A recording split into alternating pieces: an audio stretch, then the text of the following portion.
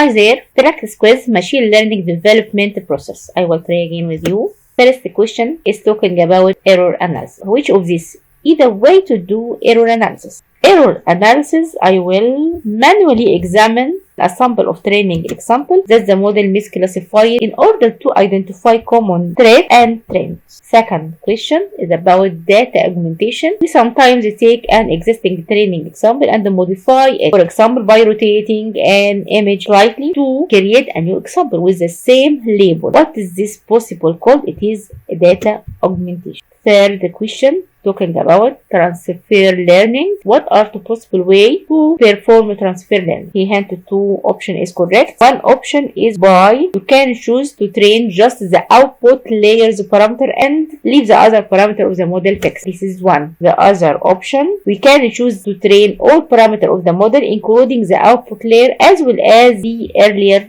layer. This is two option is correct and I will sum well graduation and pass. Thank you.